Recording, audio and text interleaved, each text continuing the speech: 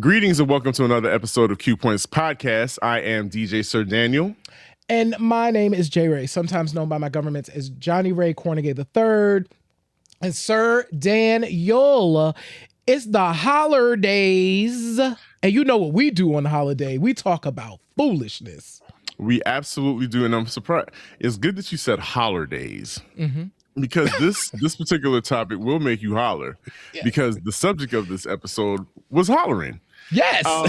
J. Ray, Patti LaBelle's performance for the president in Washington, D.C. is as much a Christmas classic as the Charlie Brown Christmas cartoon. I agree. It's totally as much a Christmas classic as Charlie Brown's Christmas, in the sense that every year we look forward to the memes. And there's one specific quote that we look forward to hearing every year, J. Ray. What is that quote? Where my background singers? But you have to be more frantic. Yes. Your hands have to be in the air and your eyes are going to be protruding out of your head like, where are they? I don't know the words. I need the cue cards. Okay, we need to tell the people here's what we know happened. Yes. Okay. This is hilarious. So one, I had never known about this until social media. I just wasn't watching C-SPAN like that. C-SPAN is not a station that I tune into. And if y'all don't know, if you live outside of the right, it's not sexy. If you live outside of the United States, C-SPAN is the U.S. station that does all of your government-related broadcasts, Senate stuff, all of that. If it's government related and they got to do something over at the Capitol or whatever, it's on C-SPAN. So in 1996, so this is during the Clinton administration, he had just been elected to his second term as president. He hadn't gone through the inauguration yet, but so it's 1996, and they are having the tree lighting ceremony to get ready for the holidays. It's what the people do, right? Good times. Good times. People are there. There's children. A plethora of people are there to see the tree lighting ceremony, and the musical guest is a living legend. It is the Patti LaBelle is going to be the musical guest. So Patti LaBelle. So what I did not realize about this is this went bad from like the beginning. So Patti LaBelle is cued to enter the stage too early. So they're actually still in the middle of the speech, kind of talking about stuff. They're not quite introducing her yet. So she enters the stage and then she looks and she does it like a church finger. And she's like, be right back. Whoopsies. Whoopsies. Not my time yet. That's how we start this thing. So Patti comes out too early. And then it's time to play. So there is of course, so for government things, they have the military bands, that play the songs. And of course they queue up. And this year they are playing This Christmas, the literal Black Christmas anthem. And This Christmas is playing. And so this Christmas is time. They are playing the music. Here comes Patti LaBelle. She starts. And then she's looking. She gets through like the first verse. And then it's like, this Christmas, where my background singers? Because there's no background singers. This is the band and Patti, right? And then on top, to add insult to injury, Patti don't know the words. So apparently there's a woman who has the cue cards, but apparently she dropped the cue cards, according to Patti LaBelle, and she just put them back in the wrong. Everything's going wrong. Everything's going wrong. Storm. It's the perfect storm of bad. So there's no background singers. There's just Patti LaBelle on stage with the band. Patti doesn't know the words to This Christmas. Mm. And the person who's supposed to feed Patti the words has now gotten them out of order. So Patti LaBelle is at this point just kind of riffing. Doing her good ad libs. Doing her good. And This for asking Chris. questions at the same time. Right. When is somebody gonna come out here and help me out with this song at Right. Christmas? This Christmas. Right. So there's two videos that kind of talk about this. So Patti LaBelle, right after actually, so there's a great video of her on the Tonight Show. So she's talking to Jay Leno, and her and Jay are just cutting up. Yeah. But Jay asks her like, "Oh, so you got to sing for the president?" I don't think Jay Leno knew how it went, because this is the 90s. Like, it's not like now where news travels instantly. Like, Right. this has to, unless you're watching C-SPAN, you don't know what happened at the tree lighting ceremony. So Patti proceeds to tell Jay like, "Yeah, listen, I did sing for the president. It was really bad. Like, everything about this was bad. Like, none of it went well." And she talked about the fact that the audience was really gracious to her and was really just like cheering her on. But Patti LaBelle in 1996, right after this happened, this is literally like right after, is like, "Yeah, this performance was crazy." Now, 20 years later, she was on Watch What Happens Live. She didn't remember. According to Patti, she didn't remember this. Now, Patti is older, so Patti LaBelle has done a lot of performances, so she probably really didn't remember. But Patti definitely talked about it with Jay Leno on The Tonight Show right after it happened, and talked about how much of a disaster it kind of turned out to be. But so there's that video, and then there is someone did an interview with the military, the band director for the military. This is recent. This is maybe in a couple of years, and they were like, "Oh yeah, I remember that day." And so the question was like, well, where were her background singers, right? We all want to know now. We all want to know. And so the band director was like, "Actually, we don't know." So the background singers did come on stage like 2 minutes into the song. So they did get there 2 minutes into the song. So Patti's like into this, right? But the band director said, well, sometimes what happens is it's really cold. They will have people in warming tents. And he was like, what probably happened is they didn't get the cue to hit the stage on time. And if Patti was entering, and if Patti LaBelle herself was told to go on early, we already know that timing was like off. Yeah. So it is most likely a situation where Patti's background singers did not get the cue to go on stage in time, therefore missing half of the performance of This Christmas, the Donny Hathaway classic, the Black Christmas anthem. So that's kind of the really random, unfortunate history of Patti LaBelle at the 1996 tree lighting ceremony. You know, it must be said that sometimes the folklore and the mythology are a lot more entertaining and exciting. Yeah. Than if she had come out production. there and done a really good performance. Because if it would have been just another run-of-the-mill performance where, because it's Patti LaBelle, she kills it, no big whoop. Years later, we wouldn't have this gift. This is a holiday gift to us from the social media gods. Because of the social media gods, because you mentioned something earlier, C-SPAN, there's a possibility that this performance wasn't even supposed to air. Right. It probably didn't even air. And somebody, some messy person in archives found this and was like, oh, this is hilarious. I'm uploading this to the internet. And years later, of course, you know, Generation Z and Y found it and uploaded it. But it truly is a national treasure, because Patti LaBelle is a national treasure. There isn't too many things that she can do wrong.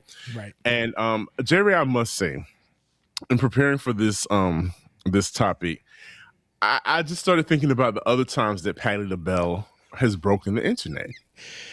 And there have been a few times that she has broken the internet. She is, and it's so funny that these older artists have a lot of stock and a lot of cred in these social media streets. Dionne Warwick is another one. Yep.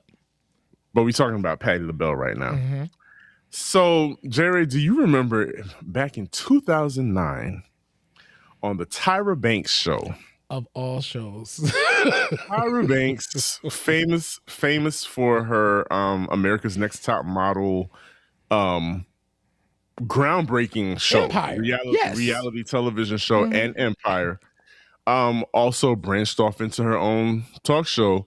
And like most daytime talk shows, they have a cooking segment. Yes. Now I don't know. Was the lady? I think the lady was Dr. Phil's wife. Was that no? Actually, even more interesting. So the woman in question is Dan Snyder's wife. Dan Snyder of the infamous Nickelodeon controversies. Well, see, there that is Dan Snyder's wife. Now, she is really famous for her Skinny Girl line. She has a line of wines and snacks and all of this stuff.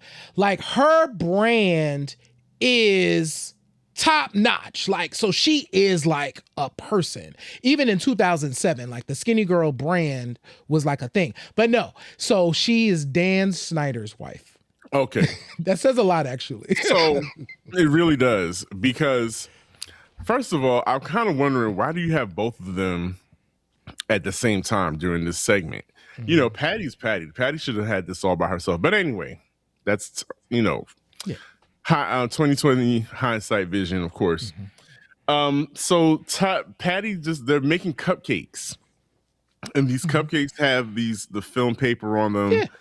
And Patti just makes a comment because she's a black woman, and she was trying to cue us into the fact that, y'all, this lady hasn't washed her hands. I ain't seen her wash her hands yet. She said, well, when you wash your hands, you picked up the cupcake by the paper. And apparently this, the lady just started thinking that Patti was interested in eating the paper for some odd reason. And Patti was not amused. She was not amused. She immediately went into Philadelphia mode, like what? What makes you think I want to eat paper, boo? And I mean, the funny part was that Patti could not let it go. She couldn't. Patti was like, hold up. You think I want to eat paper? And she kept looking back at the audience, because at that point, we all knew, Patti knew, that lady, Miss Ron Schneider, I don't know what her name is, had Patti all the way effed up. And Patti had to let it be known. And if that woman was black, they would have known, like, no, Miss Patti, I'm not saying that you wanted to eat the paper. I did not realize. I'm so sorry. Like, they could have shut that thing down. Like, oh, no, I'm sorry, Miss Patti, I didn't mean that. But she went into white lady mode and was like, oh, she's being aggressive. She's being aggressive over here. She's getting crazy. It was like, no, I just need you to know that I'm not trying to eat this paper, dummy. And you're like, what are you talking about? And that is yet another memory before social media that lives on now. It's like, and the kids are making TikToks reenacting it, and so it's just another delicious moment in time. But I also think we can't forget about Patti LaBelle's verses with Gladys Knight. Oh yeah, yes. Not because anything weird happened, but it was just such a delightful night. It became it was full of gifs and memes. Like, there are hundreds of gifs from that night where, Patty's flapping her wings or, pushing out her hands, doing Pattyisms. Yeah. And so Patti is good for that. Another moment, and you mentioned Watch What Happens Live with Andy Cohen. Now, Andy Cohen, Watch What Happens Live, famously plies their guests with liquor. And I'm pretty certain that Patti was not immune to having a couple I'm drinks sure she was not. that night. And so Patti LaBelle infamously outed Luther Vandross during that interview. And of course, social media ran with that story like wildfire, and poor Patti was under attack, even to the point where in the Luther documentary, they mentioned the moment. Yep. And it kind of put a dark cloud over the wonderful relationship that we know that Patti and Luther had. Yep. But Luther's friends were not having it, and they really, really, really were upset about that moment. So yeah.